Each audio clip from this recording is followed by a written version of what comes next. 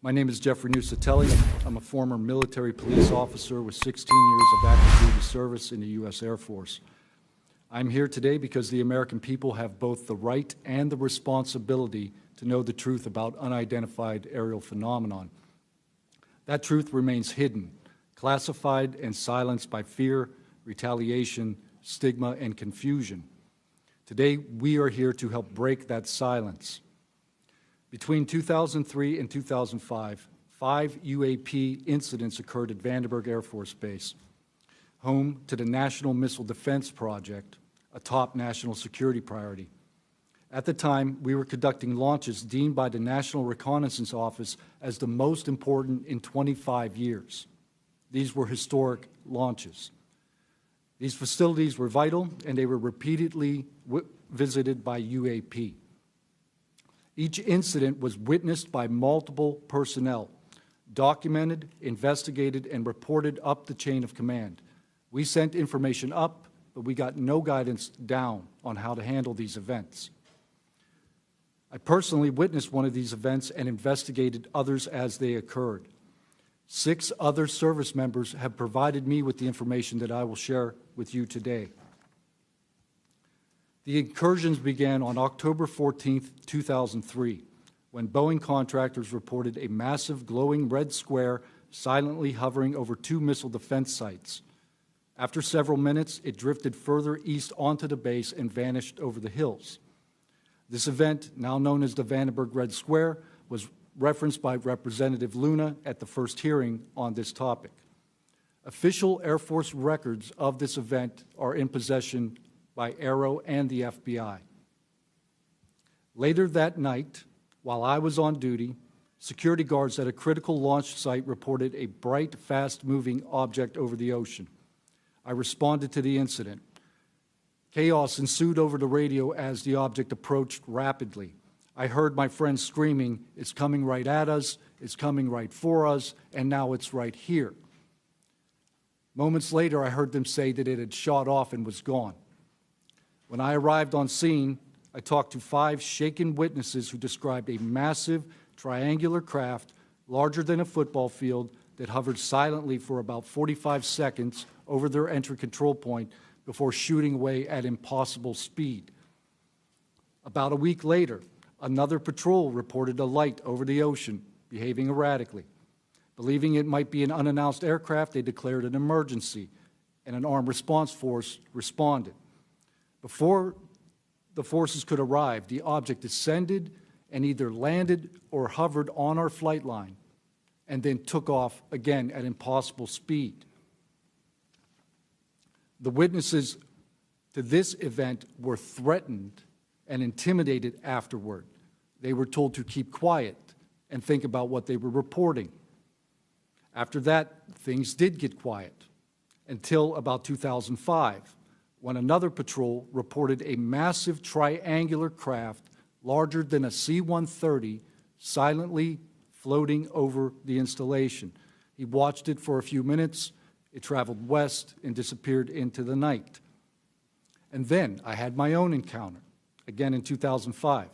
I was off duty, sitting in my backyard with 2 other police officers when we noticed what first appeared to be a satellite in orbit, but it wasn't acting like a satellite. The light was strange, it was pulsing, and then it started to maneuver. It dropped in elevation. At times it would vanish from view and reappear in a different location in the sky, and eventually it reappeared 200 feet over my house. It was a 30-foot diameter sphere of light. My friends and I watched it for a moment, and then it gently accelerated and traveled up and disappeared into the stars. These events profoundly changed my life and the lives of my friends. We stand at a pivotal moment in history. The question is no longer whether these events are real, but whether we have the courage to face them. True leadership requires vision, a willingness to confront the unknown with transparency and resolve. So I ask the Congress to help we, the people, enact this vision. There are 3 goals. Fund independent research and treat UAP study with the same seriousness as we would any other scientific field. 2, end secrecy and overclassification. Transparency is the foundation of truth. Without it, witnesses like us are dismissed. 3, protect the witnesses. Many stay silent out of fear for their careers, reputations, and the safety of their families. Protect them, and you will embolden others to join this cause. These phenomena challenge our deepest assumptions about reality, consciousness, and our place in the universe. Exploring them can unlock transformative breakthroughs in technology, biology, and human understanding. Let this be the moment when America chooses courage over fear, transparency over secrecy, and progress over stagnation.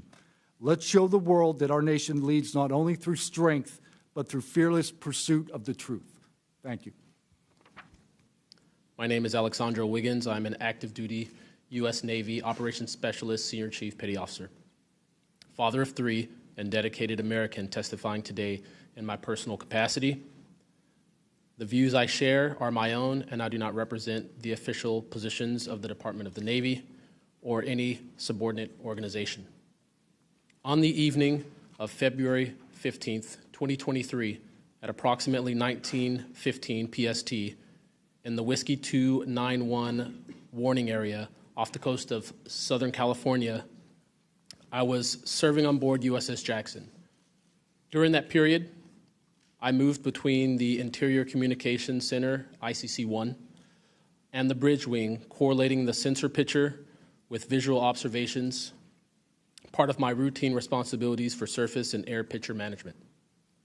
What I observed and what our crew recorded was not consistent with conventional aircraft or drones as they appear on our system.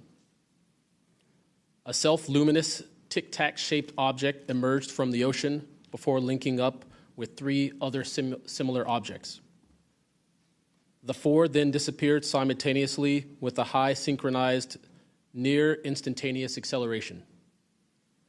I observed no sonic boom and no conventional propulsion signatures, no exhaust plume, no control surface articulation on the Sapphire image system.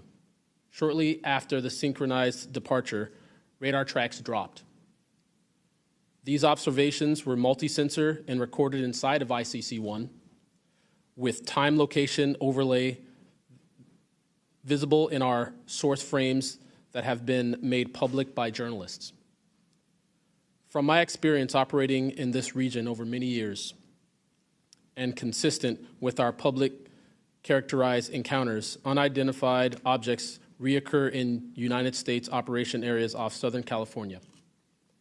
That fact alone does not tell us what they are, but it does argue the systematic stigma-free reporting and for the preservation of sensor data so analysts can evaluate safe and intelligence implications with rigor. I want to underscore 3 points for the task force and the committee. Aviation and maritime safety. When crews and watchstanders observe objects that maneuver or accelerate in ways that does not match known profiles and do so near our ships and aircraft, that is first and foremost a safety issue. Standardized checklists and training should ensure we capture the best possible sensor data in real time, including IR settings, slant range estimates, and bearing and range altitude snapshots, and immediate chain of custody for any recordings. Reporting without stigma, protection without retribution. Sailors need to know that reporting UAP encounters will not harm their careers. Congress can help by reinforcing witness protection and by directing the relevant office to maintain confidential, destigmatized channels for service members who step forward with data. Declassification and transparency where possible. The task force declassification mission is directly relevant here. Where operational security permits releasing metadata preserved sensor excerpts or at least technical summaries would improve public trust and accelerate outside scientific scrutiny. That includes when feasible, the time geo-reference IR frames and radar parameters needed for independent analysis. To be clear, I am not here to make claims beyond my lane. I am here to provide a first-hand account of what I saw, what our systems recorded, and why it matters for safety, for intelligence, and public confidence. My request to you is practical. Help us capture, protect, fairly evaluate the evidence, and provide a safe pathway for those in uniform to report it. In closing, I want to thank the committee and the task force for holding this hearing and for placing this discussion in a forum where evidence can be examined carefully and openly. I appreciate your attention and stand ready to answer your questions. Thank you. I'm George Knapp, Chief Investigative Reporter at KLAS-TV in Las Vegas. I began my pursuit of this weird mystery way back in 1987, and for 38 years, I've always approached this as a news story. It's not a matter of faith or belief. To me, it's a story, and it's an important one. I'm proud to be here alongside these witnesses today, men who have seen strange things and stepped forward to tell the world about it. Whistleblowers and witnesses who step up are routinely insulted, belittled, or worse. They risk their reputations, their careers, their clearances, their livelihoods, and sometimes much more than that, even their freedom. I know that one of the goals of the task force here is to figure out ways to protect whistleblowers and witnesses, and it's a tall order because so many of the things that happen to witnesses like these are extra-legal. They're carried out by persons unknown, as Mr. Dave Grush, sitting up at the top of the room, knows all too well, including events in recent days that have happened to him. I want to share a couple of things that I've learned along the way on this long journey, and I submitted most of that in written form because I estimate that my statement here today would take about 4.5 hours, so I'm going to try to jump over and touch on the more important salient points. I submitted a detailed written statement for the record, and we'll go into a lot of that here, but the public has been told over and over since the late 40s, there's nothing to worry about here. These mysterious craft seen by millions of people in the skies, in the oceans, over the land are not real. They're not a threat. The witnesses are wrong. They're crackpots. Don't believe it. That changed for me. What got me hooked is the paper trail. Documents that were squeezed out of the U.S. government after the FOIA, Freedom of Information Act, became the law of the land. And those documents paint a much different picture than what the public, the press, and Congress have been told over many years. The documents from military and intelligence personnel behind closed doors admit that, quote, these things are real. They're not fictitious.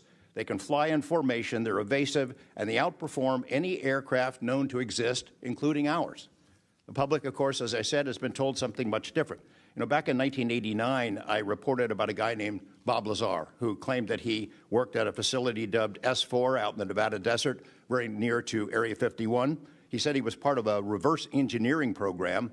He said there are alien craft that will be taken apart to figure out how they operated out there, and that was a pretty tall order. I had clearly taken a dive into the deep end of the pool there. But in the years since then, I've interviewed dozens of other people, and I've detailed what their testimony has been in the written statement. They include Senator Harry Reid, Senator Howard Cannon, also of Nevada, a guy named Al O'Donnell, who was the first general manager of EG&G in Nevada, which managed the Nevada test site, which blew up hundreds of nuclear weapons.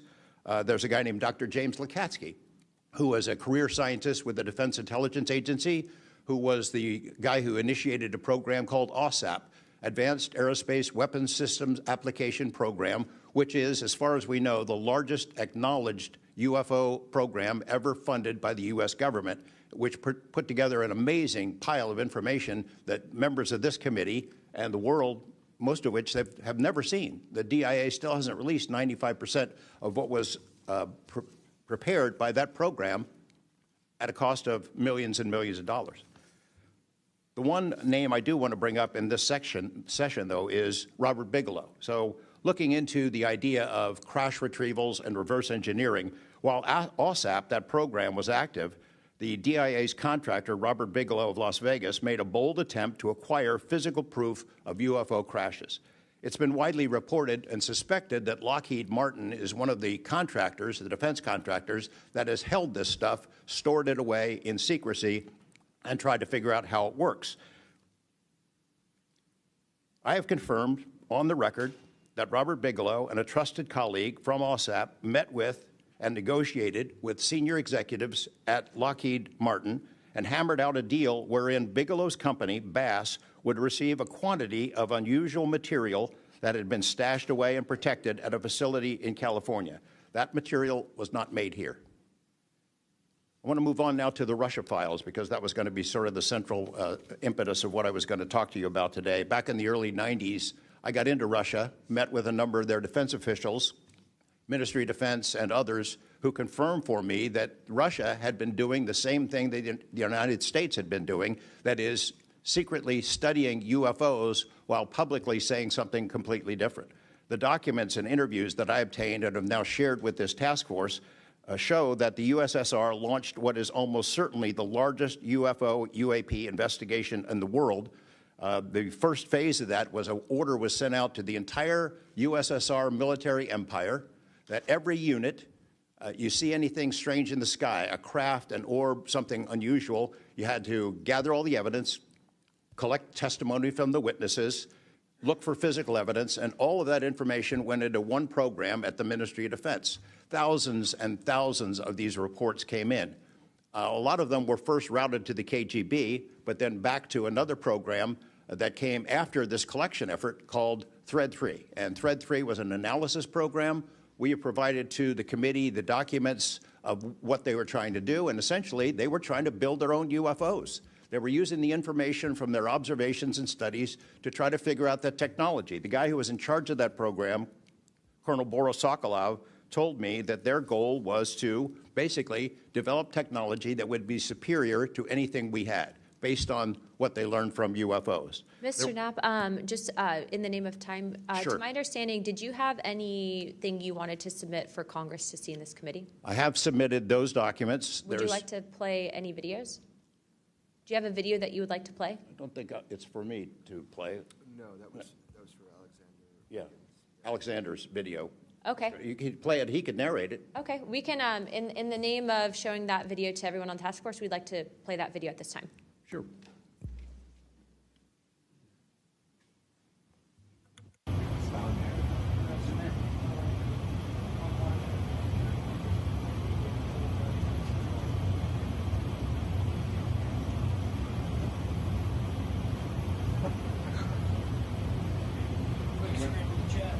Wouldn't surprise you, I tell you. Deploy the VVSS team. Yeah, like 22,000 feet.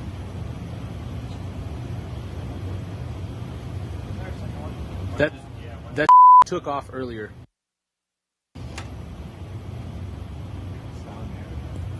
If we can get rid of the audio real quick. Mr. Wiggins and Mr. Knapp, we'll get back to what that video was in a moment, but we just want to make sure that it was entered into the record, as well as all the documents. Those will be able to be publicly found for everyone in the country to view. If we could, Mr. Knapp, we'll continue on the line of questioning, but I'm going to move on to Mr. Borland's opening statement. My name is Dylan Borland, a former 1N1 geospatial intelligence specialist for the United States Air Force in an active duty enlisted capacity from 2010 to 2013. I've also been employed with BAE Systems and Intrepid Solutions as a senior analyst, expert in analyzing video, radar, and advanced electro-optical imagery for official identification of aerial order of battle, as well as naval and ground order of battle. I'm a federal whistleblower, having testified to both the ICIG and ARROW with direct firsthand knowledge of and experience with craft and technologies that are not ours and are reportedly operating without congressional oversight. Because of my direct knowledge of the reality of certain legacy UAP programs, my professional career was deliberately obstructed, and I have endured sustained reprisals from government agencies for over a decade. From 2011 to 2013, I was stationed at Langley Air Force Base, Virginia, conducting 24-hour operations via manned and unmanned aerial vehicles for Special Operations Forces in the global war on terror. During the summer of 2012, my team was on standby for weather, and I returned to my barracks on base, and at approximately 01:30, I saw an approximately 100-foot equilateral triangle take off from near the NASA hangar on the base. The craft interfered with my telephone, did not have any sound, and the material it was made of appeared fluid or dynamic. I was under this triangular craft for a few minutes, and then it rapidly ascended to commercial jet level in seconds, displaying zero kinetic disturbance, sound, or wind displacement. Some years after that experience, I was further exposed to classified information from the UAP legacy crash retrieval program through a sensitive position I held within a special access program. During this time, intelligence officers approached me in fear for their own careers, citing misconduct within these programs and similar retaliation that I was already enduring at this time. These issues include medical malpractice committed by Veterans Affairs staff, denial of work I performed while enlisted in the United States Air Force, forged and manipulated employment documents, workplace harassment, including colleagues being directed to not speak with me, manipulation of my security clearance by certain agencies, blocking, delaying, and ultimately removing my ability to be employed within the IC. The retaliation I face and the retaliation against individuals I know who worked in these programs is what convinced me in March 2023 to become a whistleblower. I came forward out of concern for people's lives and to ensure I did everything I could to let our elected representatives know the truth about what is really happening in the executive branch. At the end of March 2023, I agreed to meet with AARO following the suggestion of other federal officials believing it was what our nation required of me.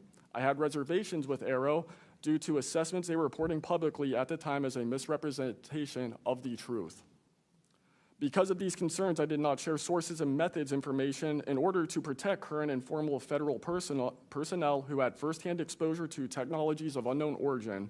I did not want anyone to face further retaliation beyond what they had already endured. And unfortunately, a staff member ended up getting in some trouble because of that. After David Grush testified under oath in the summer of 2023 and provided historic disclosure, I was then asked to go to the ICIG and did so in August 2023.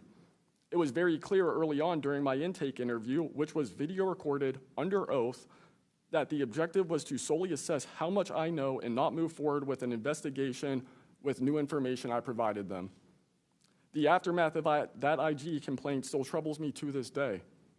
Since my ICIG complaint, I've been prevented from resuming prior employment and can confirm I'm still blacklisted from certain agencies within the intelligence community. In addition, multiple agencies attempted phishing attacks to assess what I had divulged to the Inspector General, including being asked to disclose details of my ICIG complaint during a CI polygraph for a position unrelated to UFO UAP matters as recently as November 2024. As I sit before you today, I and many other whistleblowers have no job prospects, no foreseeable professional future, and a nation every single one of us came forward to defend. Numerous individuals have come forward in various ways to reveal the truth of the UAP reality as patriots and defenders of our nation. Yet many feel discarded, isolated, hopeless, separated from the country they serve. Efforts to rectify this situation for all whistleblowers have been difficult and troubling. And to my fellow whistleblowers and officials who know this information, I offer you my apology, something that I have never gotten, and I'm giving it to you. I swore an oath to the Constitution of the United States, an oath that demands truth and transparency for our democratic republic to function. Each day, these truths remain hidden from our citizens. Humanity drifts further from the principles our nation was founded to uphold. Each day, victims of crimes committed by agencies and companies maintaining this secrecy are denied justice as another day our Constitution is shredded. In 2023, Patriots provided this committee and the executive branch with undeniable proof of the UAP reality, and I commend your continued commitment. The future of humanity is one which we either travel to the stars or regress to the Stone Age with this technology. My career has been to deliver critical information to decision makers. Your role as elected by your representatives is to act on it. The time to act is now. Thank you. I'm a senior policy counsel at the Project on Government Oversight, a nonpartisan independent watchdog organization that investigates and exposes waste, corruption, abuse of power, and when the government fails to serve the public or silences those who report wrongdoing. Whistleblowers are the first line of defense to root out waste, fraud, abuse of power, and corruption in our government. Congress relies on whistleblowers so that it can fully exercise its oversight and legislative authorities. It's understandable that former presidents of both parties have often taken a hostile approach toward whistleblowers. Their disclosures can embarrass the president and their political party or even lead to a national scandal. But whistleblowers continue to play a vital role during both Democratic and Republican administrations. They help Congress and the public identify and understand what government corruption looks like. Their disclosures fuel investigations and allow us to address wrongdoing and hold those responsible to account. That's why historically there's been a strong bipartisan consensus in Congress to support and protect whistleblowers. Doing so protects the country and ensures our government is more responsive and accountable to the people. National security whistleblowing in particular is a tradition going back to the founding of our country, and over time, national security whistleblowers and their disclosures have impacted some of the most fundamental issues and questions about how we wish to be governed and how our government can better serve its people. From the role the U.S. plays around the world to holding powerful actors accountable, government ethics and transparency, human rights and civil liberties, executive branch authority, First Amendment freedoms of speech and dissent, freedom of the press, and the public's interest and right to know. Despite this invaluable public service, blowing the whistle comes at great personal risk. Whistleblowers risk losing their jobs, careers, livelihoods, and reputations. They can face retaliatory investigations, lawsuits, and even serious criminal charges. And they can endure deep mental, emotional, and psychological harm. All of that risk to speak the truth, to ensure that agencies fulfill their core missions, and that they serve the best interests of the people. Those who retaliate against whistleblowers don't just violate their legal rights, they inflict real harm on our government and betray the public's trust.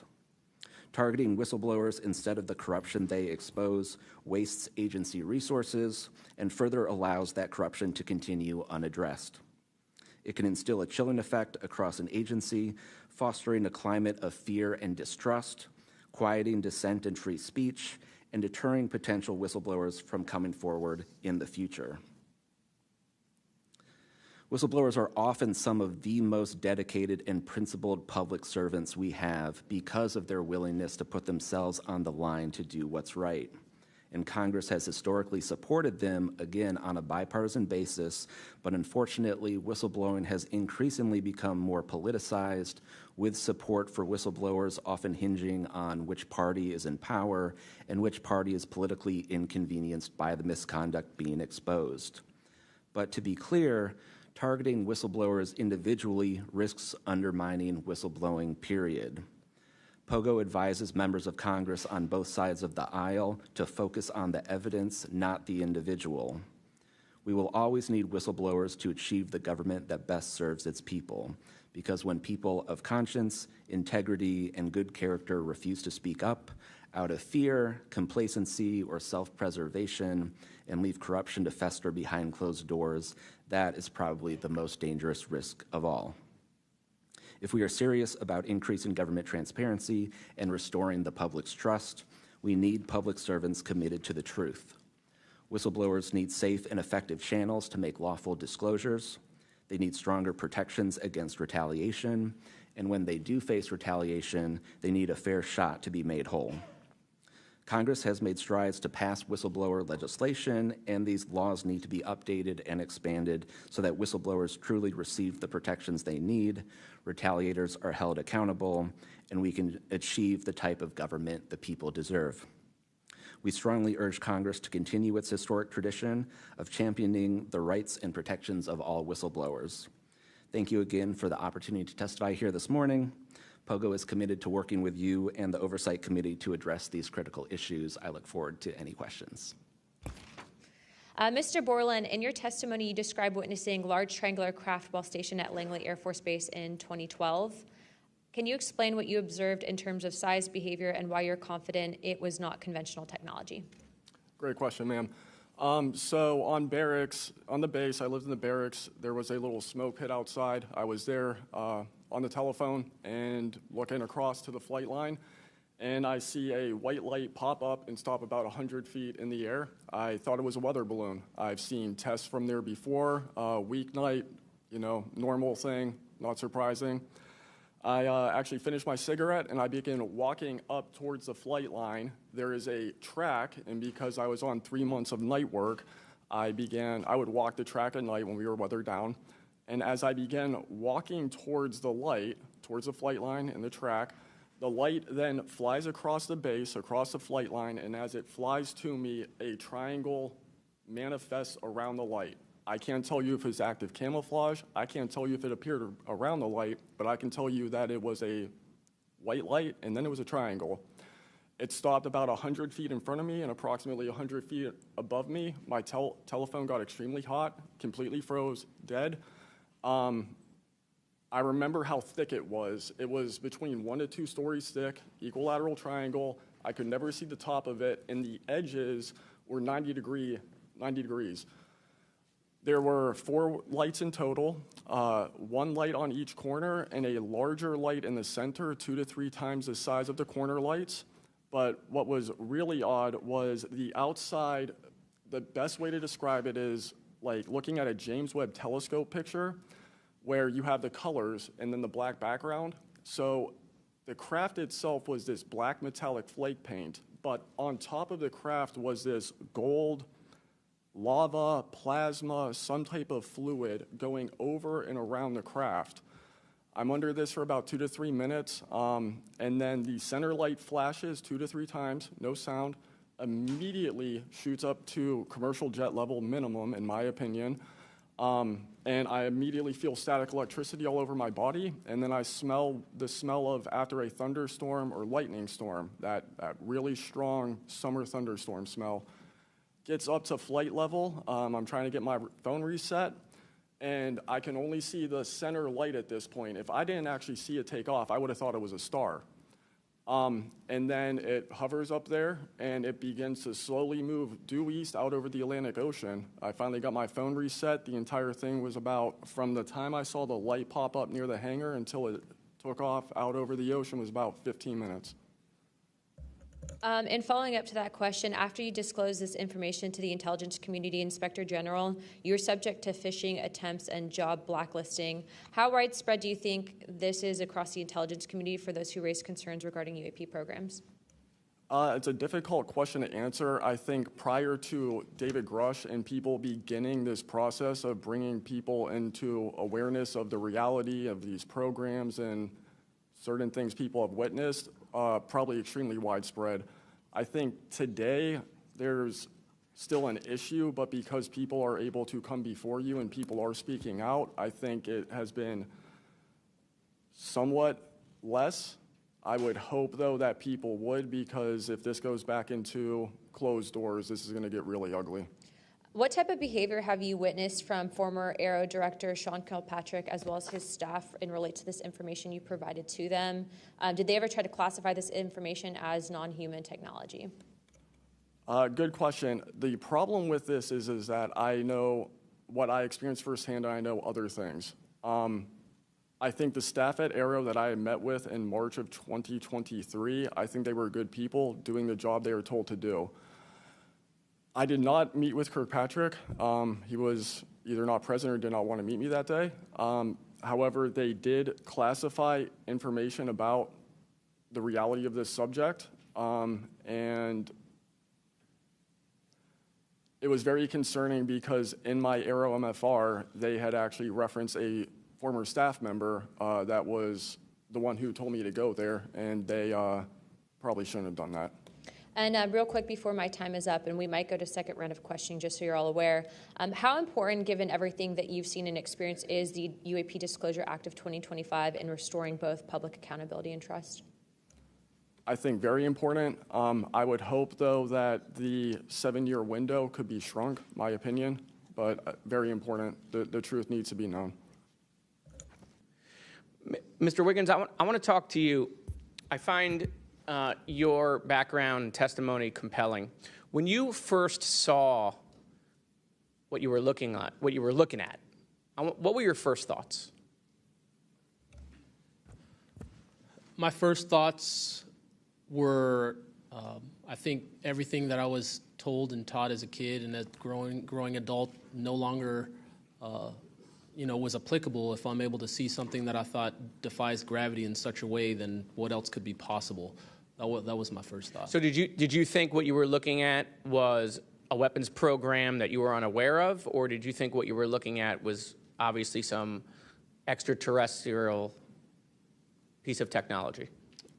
Neither one of those crossed my mind. It was just... How about now? What do you think it is now? I'm not the expert. I think it... I want to be as skeptical as everyone else and just hope to know the information. Anyone in the U.S. government tell you what you were looking at to try to dissuade you from what you thought it was? No. So no one was like, oh, there was some anomaly with the technology. No one from the government did that? No one. How do you think you were treated when you reported this information or have talked about, the Tic Tac video is well out there. It's well reported. How were you treated? I've had no pushback at all.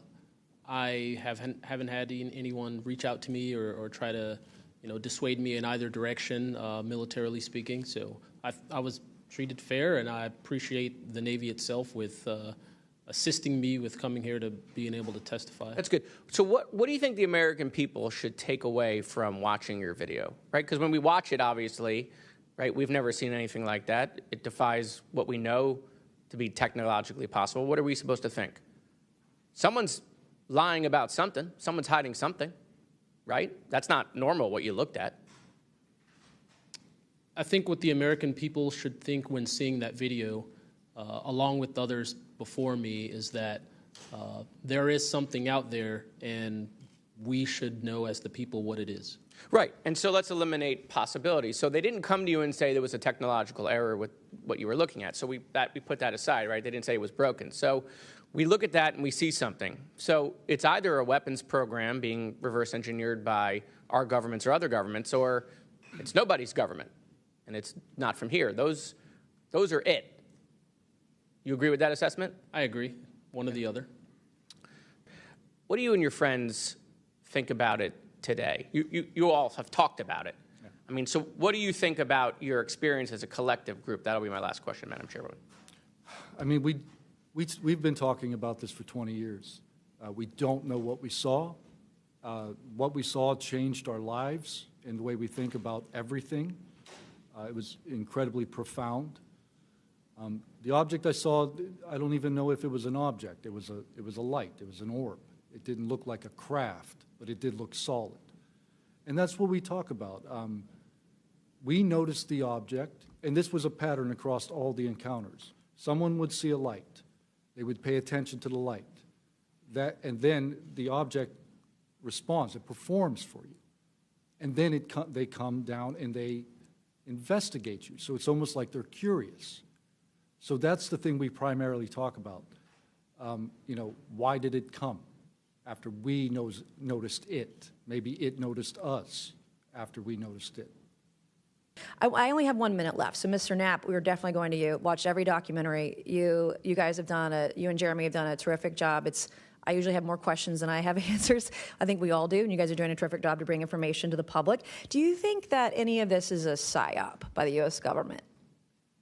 Entirely possible. I mean, our government and other governments have admitted that they've tried to use UFOs to cover secret projects, but I think they also do some reverse engineering of those claims. So years after people start seeing UFOs over Area 51, for example, they come up with the story, oh yeah, that was, we planted that story. So I read in a major newspaper just a couple of weeks ago, they planted this story. An Air Force colonel went out into the desert, went to a bar at Rachel, and gave them some fake UFO photos, and that's how the whole story about Area 51 started, which is preposterous. Yeah, and I didn't even get to the crash retrieval program stuff yet, Ms. Chairwoman. There's just so much. Okay, thank you so much for your time today. I wish we had more time. Thank you, Madam Chair. I now recognize Mr. Burchett from Tennessee for 5 minutes. Thank you, Chair Lady, and thank you, Ranking Member Crockett. I see a lot of friends out there, and I see a couple enemies, so I'll kind of remember that. But it's a pleasure being here. I want to remind people, too, this thing is an ongoing deal. We're not going to get this overnight. We've been fighting this battle, some of y'all, for 30 years. and maybe longer. I hope we just keep focused on what we're trying to get to is total disclosure. We get a little wrapped up in a lot of things, but the government has something, and they need to turn it over to us. We pay their dadgum salary, you pay our salary, and you ought to get more out of us than you do. And that's what disgusts me about this whole thing. I think they're just trying to run the clock out on us, really. They'll poke us a little, and they'll make jokes to us and try to pull us off the target, but I think we know where we're at, and that's why they're firing at us, because we are over the target. My first question is, Mr. Knapp, I recently introduced the UAP Whistleblower Protection Act to help provide whistleblower protection to federal personnel for disclosing the use of federal taxpayer funds to investigate UFOs. I still don't want to say UAPs. How can Congress further increase whistleblower protections? I think you got to unleash the dogs and go track down the money and where it goes, because a lot of this stuff has been moved out of government. Sure. As you know, Rep. Burchett, it's been given to private contractors who've stashed it away. They've had it for so long that there's nobody left inside government, or very few, who know where it is. And they do that to keep us from FOIA, correct? Yeah, it's to keep it from FOIA. And I think that the contractors who've had this stuff for a very long time set their own standards about who is allowed to know what. And it's a very small group that ever cracks that. I think Representative Luna has been looking at the use of classifications to hide things. I'm not sure that even this committee getting security clearances that should allow you to see this stuff would allow you to follow where it really goes. I worry about the people that are looking at it and don't even know what they're looking at. I mean, it's gone through so many, since Roswell, for instance. I mean, you think there's nobody even alive that was around any of that stuff. Yeah, so. I don't think they've made much progress from the people that I've talked to. I don't think they've made much progress in learning that technology. Might have made some, but you wonder, the implication is tic-tac. Oh, yeah, that's ours. What flew over Washington, D.C. in '52, is that ours too? When are you going to break that out? You guys authorized tens of billions, hundreds of billions of dollars on weapon systems that can't do half of what we've seen UFOs do. So when do they break this out? If it's really a classified project, could change the world. I don't think they've made much progress, and I think they've been lying to us and to you and the rest of the world, and they're still doing it. Yes, sir, I agree with you. How did you manage to obtain the classified Russian UAP documents, and how did you get them back in the United States? Well, I met this Russian physicist who was in the United States lecturing. And I want to clarify that. I can't even take a thing of honey home on my airplane when I fly back to Tennessee. Yeah, so I did something pretty dumb. And I'm bitter about it, but go ahead. I did something kind of dumb. I met with these officials who, during that time period, glasnost, perestroika, the Russians were trying to open up to the world, and I saw it as a window of opportunity, and it was. And we were able to talk these folks into providing us information that otherwise we would never have seen. Some of that was classified. I found out that they only stamped the top pages of these documents that were classified, so I just removed them. I removed those pages, and I carried them out. And if they'd caught me, I'd be in a gulag still. Yeah. We'd be saying, what happened to George Knapp? Oh, yeah. What happened to the Russians that came forward to you in 1993, and were there any repercussions for them? Well, there were. The first thing that happened when I talked about this after getting back and going through the files and things and sifting through it, the Russian physicist who had helped us be introduced all these people wrote back and said there was a huge eruption, that there was the real right, far autocratic forces that wanted a return of the USSR had really go after these guys. They described them as traitors. Nikolai Kapranov, the physicist friend of mine, said, look, if this had happened 5 years earlier, we would be in prison. If it had happened 10 years earlier, we would have been shot. Right. Luckily, at that point, Putin was not in power, but none of those people that we talked to on that trip in 1993 would ever talk to me again. I went back in 1996, and it was like I had the plague. I spoke to different people, but they were scared. And eventually, the story was spun where the Ministry of Defense officials who gave us this information were described as ufologists who said there was nothing really significant to these files. They didn't really find anything a big deal. And I can tell you, you'll see those files that I shared with you, they did find stuff. There was an incident in October of 1982 over an ICBM base where UFOs popped up, was observed over this base where the missiles are pointed at us, United States. These UFOs perform incredible maneuvers. They split apart, they fuse back together, they'd appear and disappear, and right at the end of this 4-hour period, the launch control codes for the ICBMs lit up. Something entered the correct codes. The missiles were fired up and ready to launch, and they could not shut it down. The Russian officers were panicking. The UFOs they disappeared. The launch control system goes back to normal. Colonel Sokolov and his team came in, took the thing apart, could not figure out what it was. It wasn't a power surge or EMPs or some of the baloney excuses that our country has given for similar events involving our nuclear missiles. They thought it was a message from wherever the UFOs were from. And that's a chilling thing. I mean, we were a couple of seconds away from World War III starting, and the UFOs were responsible for it. All right.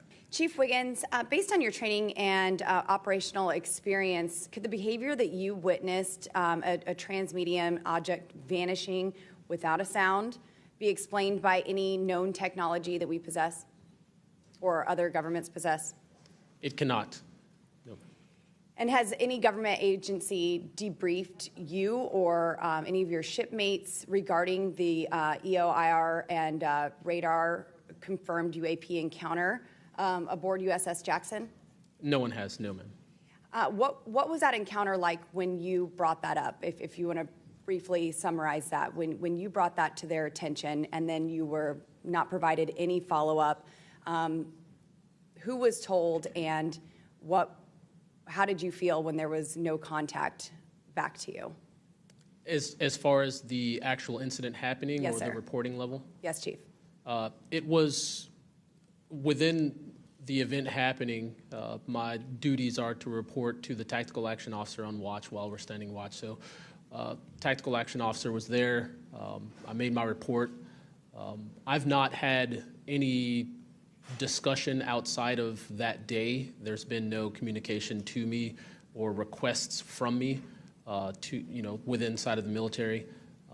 But speaking of that actual incident itself, once the report was made to the tactical action officer, that's when I made the decision to ask the individual watchstander that was controlling Sapphire to be able to slew into the location. And that's what you see in the video itself, is when the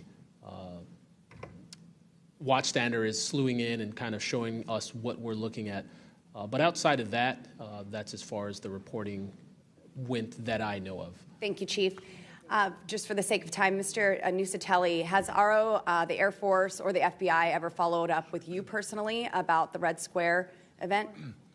I did have follow-up by Aero, nothing with the Air Force. The Aero office updated me, I think, at least 2 times. They let me know that they were unable to locate any records, that the records had been destroyed by the Air Force. The Air Force is destroying all their police records every 3 years on a schedule. So You were informed that these documents were destroyed. Well, I have a Freedom of Information Act from the Air Force that states clearly that they destroy all police records on a 3-year schedule. Okay. So they were sitting on documentation, destroyed it, refused to question any of the lead investigators, anything leading into this investigation? Yeah, basically they destroyed all the police records. So you couldn't even call the Air Force and ask them if there was a vehicle accident in that time frame. So that's a big problem. We're losing data in real time. So we'll never be able to go back and track. I think our federal government has a history of destroying records. Thank you very much, Mr. Nusatelli. Look, I'm not jumped to the conclusion that I believe that there are, aliens coming from another planet. But I'm open to that. And I think that it's our responsibility, especially when we're seeing that we have a government that is actively blocking information from us. Just last night, I tried to get an amendment onto the National Defense Authorization Act that fit in the germaneness of that bill to have UAP disclosure. And conveniently, it was named non-germane, mostly deemed by staff, not even an elected official. This is the kind of stuff that we repeatedly see. Last year, we were blocked by someone in House administration from being able to receive a full briefing from Aero. So not an elected official, but someone in staff blocked us. And I've had it. Enough is enough. I want to cue up a video that I've been given. And as before it starts, I'm going to describe. This was taken October 30th of 2024. This video is of an MQ-9 drone tracking an orb, or this object, off the coast of Yemen. You'll see that another MQ-9 launched a Hellfire missile. You cannot see that drone. And so I'm not going to explain it to you. You'll see exactly what it does.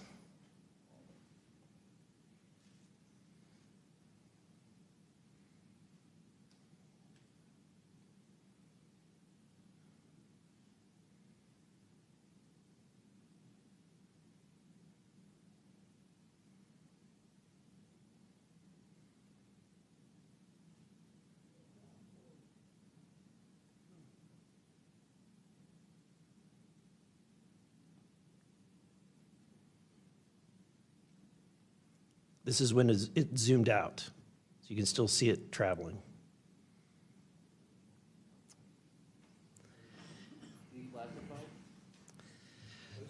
So, Mr. Knapp, have you heard about events like this occurring? And what information might you have? I have heard about events like this. I have heard about this event. Jeremy Corbell and I talked about it in one of our episodes a while back. We did not have the video, though.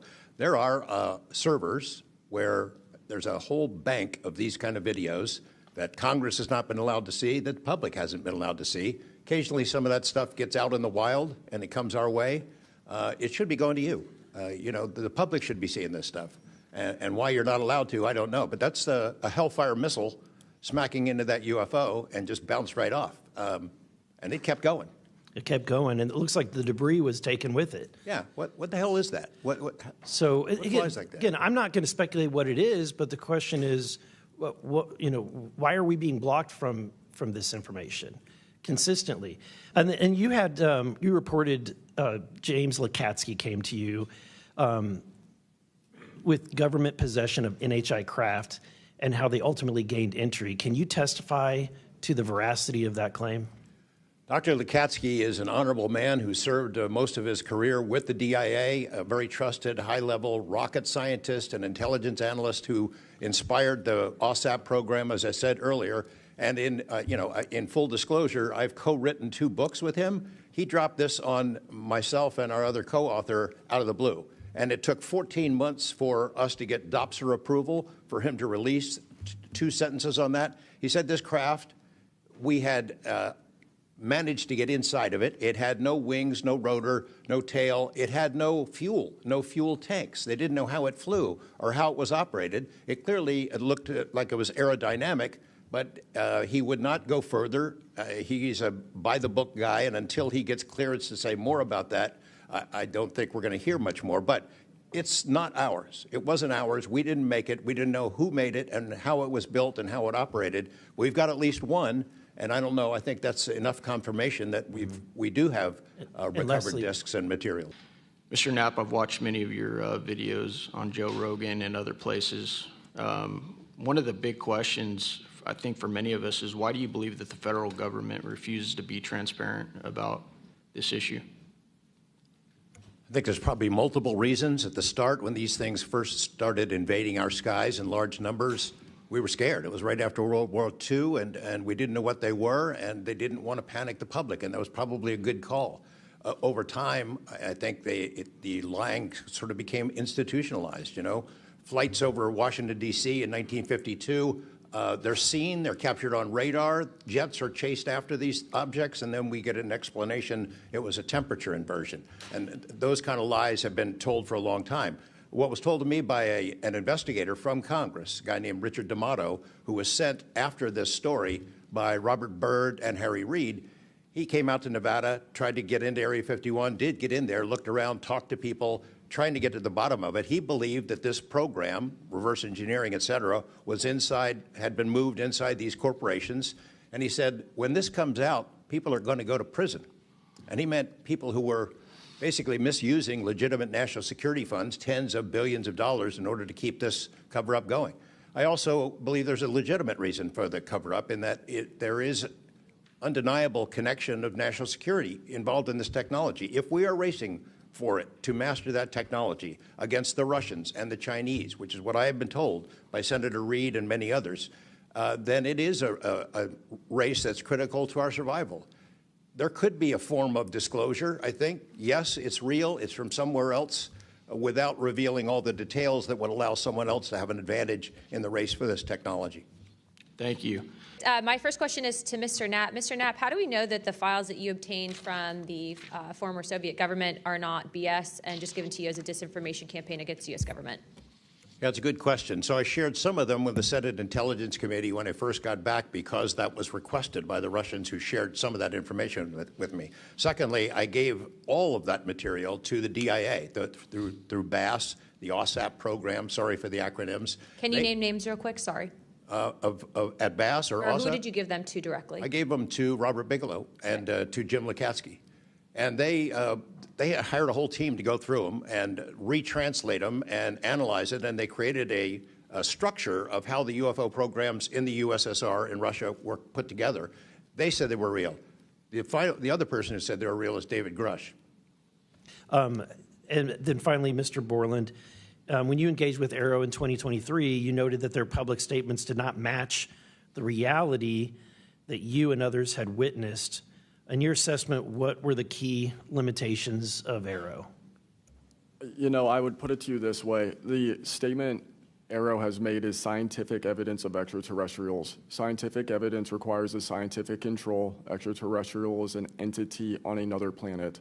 The only way to scientifically prove extraterrestrial is we have to go to that planet, acquire technology, bring it back, and compare it to what we have here. So you're saying they won't let anything out because, or they won't come forward unless they confirm that unless they go to the planet and confirm where its origin is. That would be scientific evidence, yes. And by that statement, Arrow found no scientific evidence of extraterrestrials is basically, I don't want to call it a psyop, but a misrepresentation, because we do have things. But making that statement is not technically a lie. It's a misrepresentation of the full truth. I'm going to go to you, Mr. Knapp, first. You've interviewed numerous UAP whistleblowers over the years. Question is, how do you verify their claims before deciding they're credible enough to report on? It's a combination of factors. First, you check their credentials. Did they really serve where they said they did, and did they work where they said they did? Are there any other witnesses? Is there visual proof, film, footage, things of that sort? You ask the people around them that know them, that used to work with them, if they're credible people. That's one way. You know, I think about Arrow, the organization that this body created to deal with witnesses and whistleblowers. I hope I'm not taking too much of your time here, but they invited people to come forward, service members who saw things and had experiences. And I can tell you that the people that I have talked to who went through that are deeply disappointed. There was a guy named Bob Jacobs who was a lieutenant attached to Vandenberg in 1964. His unit would record missile tests. They recorded all of them. On one of these particular tests, a UFO comes out of nowhere, zaps what looks like a laser beam at what would have been a nuclear dummy, a nuclear weapon, and disabled it. And he is called into the commander's office. Two guys in suits clip that film footage out that shows the UFO, and he's ordered to never talk about it. He comes forward to Arrow. He heeds the call, thinking he's doing his duty as an American to tell that story, and they completely dismissed him. They made up a story that they had tracked down the original footage, and there was nothing like that in it. Well, there was no original footage. It had been taken away the day the footage was recorded. He's deeply disappointed. People like Bob Salas, who had worked at a nuclear ICBM base, who saw UFOs flying over the base, and these missile silos were taken down. He went to Arrow, too, and was completely disregarded. It almost looks like Arrow operated as a counterintelligence operation to get people to come in, tell their stories, and then discredit all of them. I can't imagine that any whistleblower or witness will ever go to Arrow again because of what happened under the first director, who's now long gone. but still seems to act as the spokesperson for that organization. And I would say, Madam Chair, maybe at some point we need to really dig deep into Arrow, and I would encourage us. Oh, I'd be happy to send maybe a subpoena to Mr. Kilpatrick. That'd be Another question for you, Mr. Knapp. What is, in your view, having investigated this issue for so many years, what is the long game with respect to disclosure of this information to the public? Because with the advent of essentially a video camera and a high megapixel phone in everybody's pocket, at some point, this information is going to be impossible to withhold from the public. What do you think is the long game here? Well, the secret's out. I mean, how many videos have there been already? You know, videos that are leaked from within the military and intelligence agencies and contractors and sensor platforms. It's out there. But they have the high ground. The people that don't want us to take it seriously dismiss it, discredit the witnesses, come up with a cover story. I mean, it's been out there a long time. The public senses that it's real, and the people in authority dismiss them. It's a game that's been going on a long time, and I don't think they're ever going to release it. I think that there's an attitude among the people that have been involved in this for a long time that the public doesn't deserve to know, and that the public probably can't handle it, but they can. Real quick, I'd like to ask the committee to replay that video that Burleson had played earlier. I want to ask every witness here, specifically ones that have sensor training or have been able to recognize some of this movements real quick. So if you guys can please roll that real quick.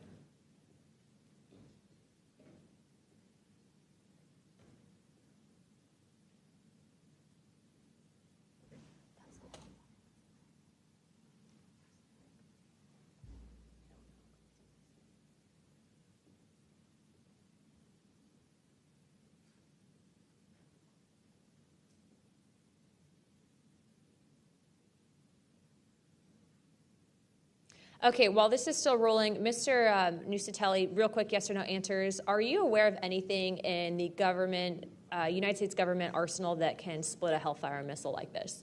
No. And do whatever blob thing it did and then keep going? Nothing? Nothing. All right, how about you, Chief Wiggins? Nothing to my knowledge, ma'am. Okay, and how about you, Mr. Borland? I prefer to answer that in a skiff. Okay, does this video scare you guys? Yes or no? Yes. Wiggins? Yes. Nat? I had a different reaction. I was really happy that it got out. Thanks for providing Curiosity that, kills the Congressman. cat. All right, Mr. Borland? Yes, for... Okay.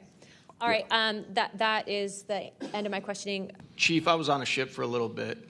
I was a gunner's mate on the USS Gettysburg for a couple of years. My question to you is, when you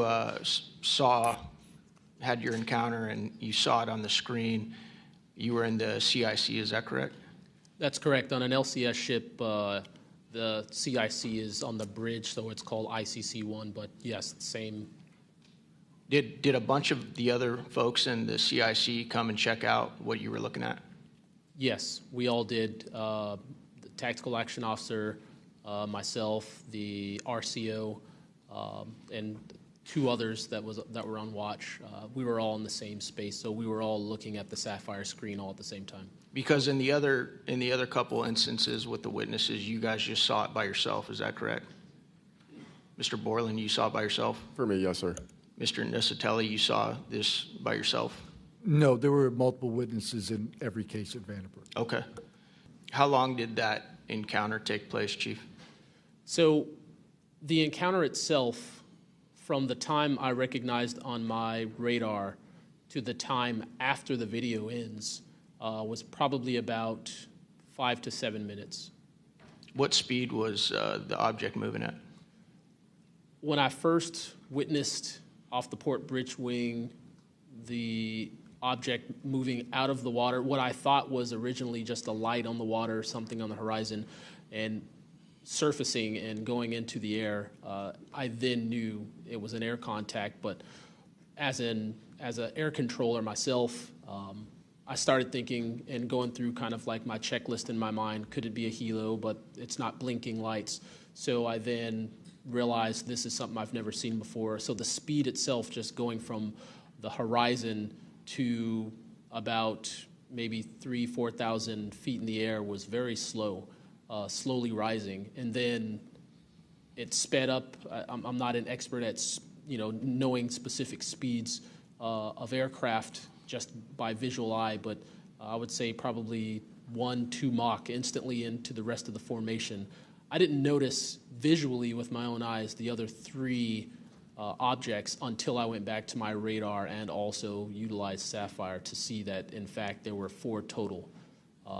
And then again, when they all left after a certain amount of time, it was nearly instantaneous. So you spotted it visually first, Chief, and then went back to your radar, or did you guys spot it on radar first? Radar first, because that was my watch station. And then you went out to the port bridge wing, is that correct? Correct, to verify what I saw on my radar. What range was it at, Chief, when you were able to see it visibly? I would say about 7 nautical miles, 7 to 8 nautical miles of a light from the ship. Wow. Thank you. I yield back.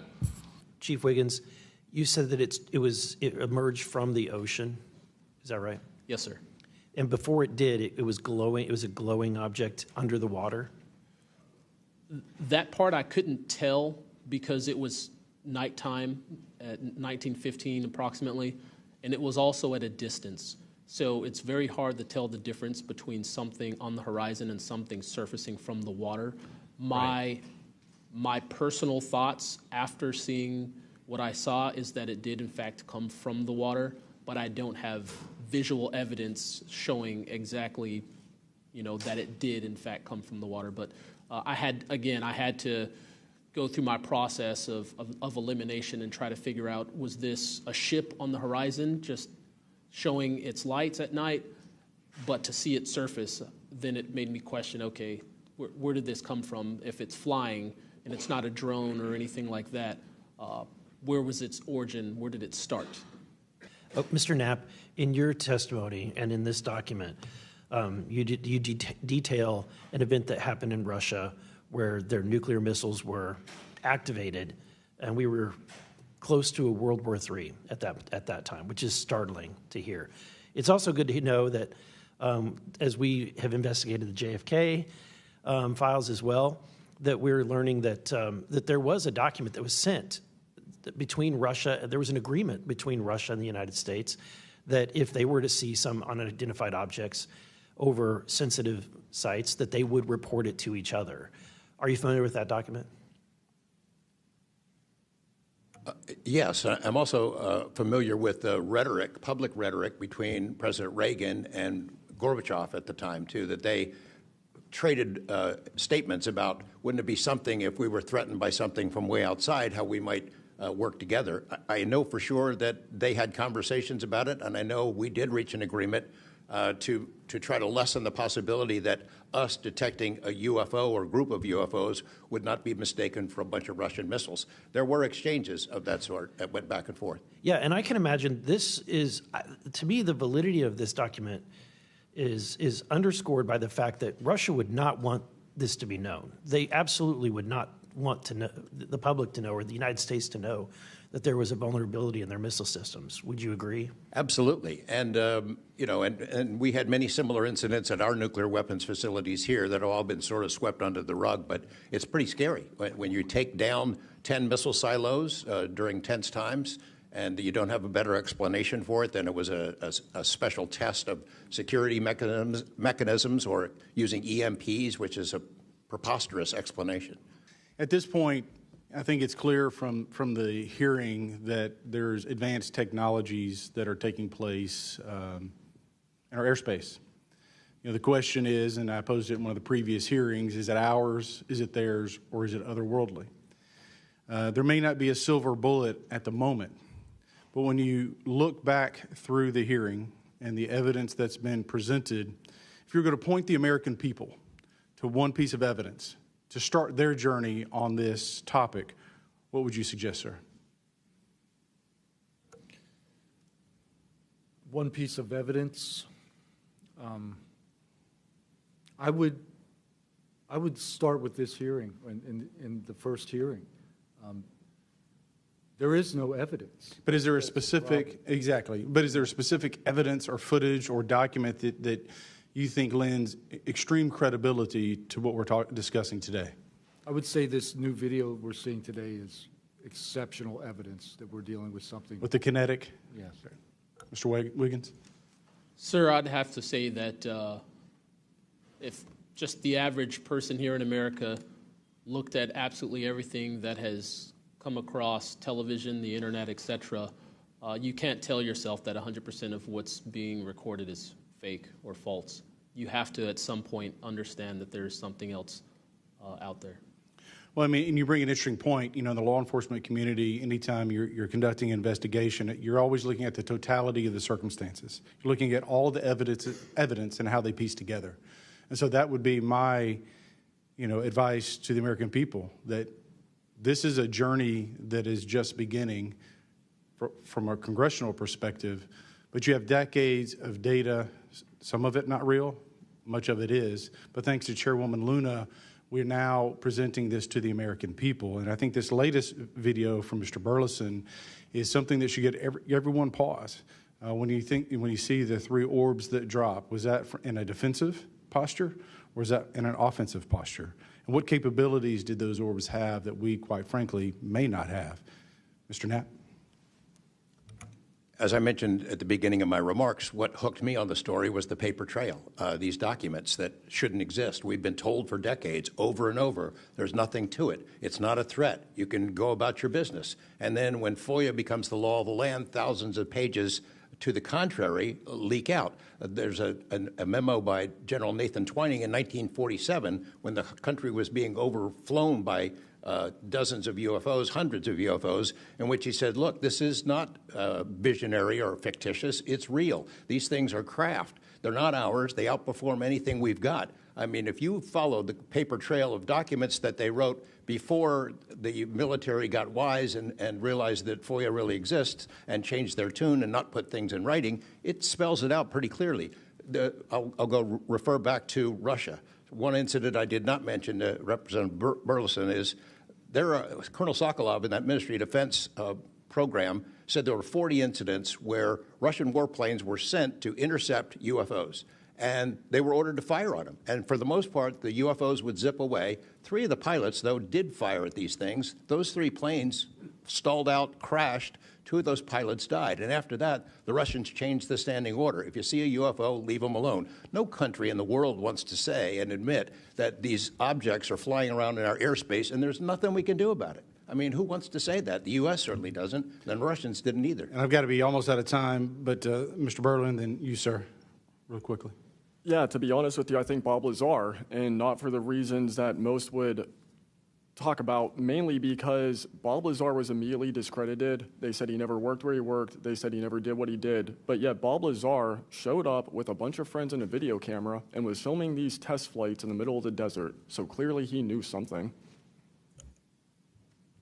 Dylan, knowing you testified to Arrow, are they obfuscating when they claim to have discovered no evidence of extraterrestrial beings, activity, or technology, and are they lying to the American public?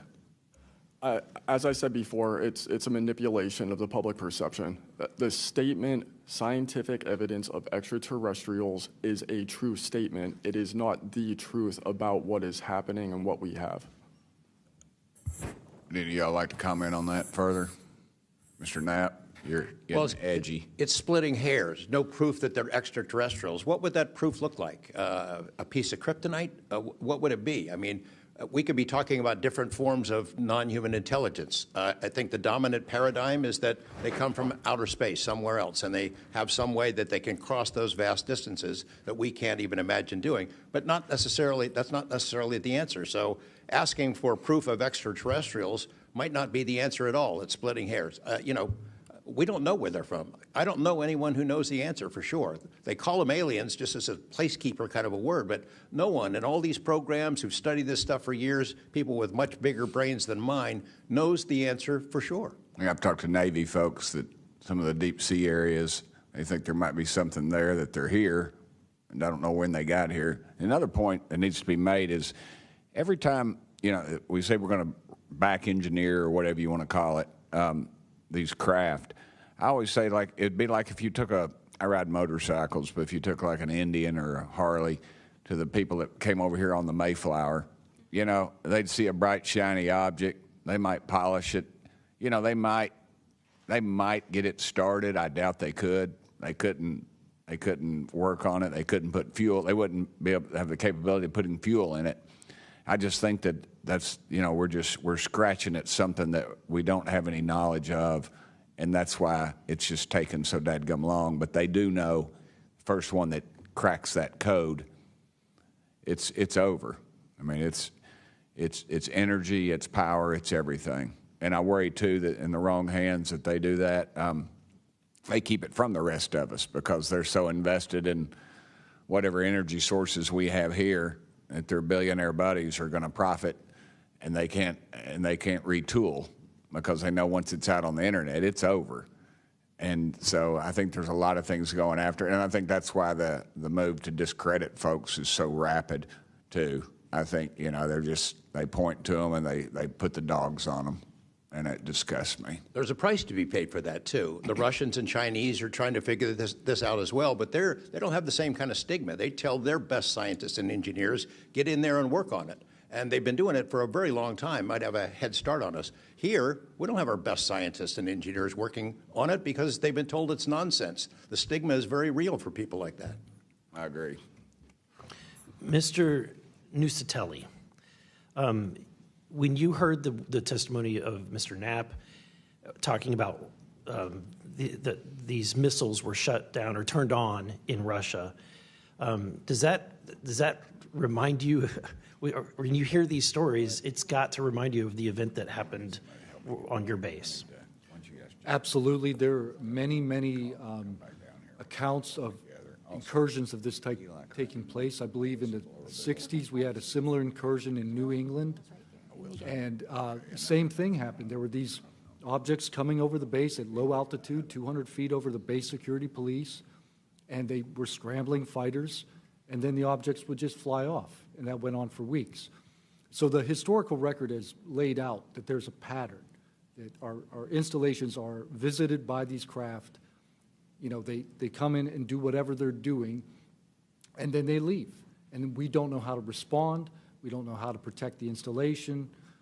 So that's why we're here. When you first heard, and we're having to report on these incidents that were being witnessed by other individuals, did you believe them? Did you yourself believe it would be true until you saw it? Yeah, these are people I've worked with for years, deployed with. You know, I was in some of the weddings. These are people that I worked with every day of my life. Usually when the events were occurring, we were all together. You know, there'd be 40, 60, 100 people on duty during these encounters. Really? Yeah. All seeing it at the same time? Yes, these encounters were playing out while we were on duty, and we were responding and investigating in real time as they occurred. And as you said, the importance of your operation was highly important because they said it's the most important in 25 years, the research that you were conducting. For that particular launch, we had 500 Air Force police officers guarding the launch. 500 people. It was that critical. Wow. But had this thing showed up, we wouldn't have been able to do anything to prevent it showing up. Real quickly, can you just redescribe size and whether or not you heard anything? It was how big, wise? The two square objects were at least as large as a football field. The second encounter, they think it was much larger than a football field. We're talking like flying buildings. The object I saw was about 30 feet in diameter. And to confirm, you were not the only person that saw this? Correct. I think I was also told that there was also reports of this in a police blotter in the area. Can you confirm that? Yes, that's the documentation that I maintained from the original event and turned into Aero and the FBI. Okay.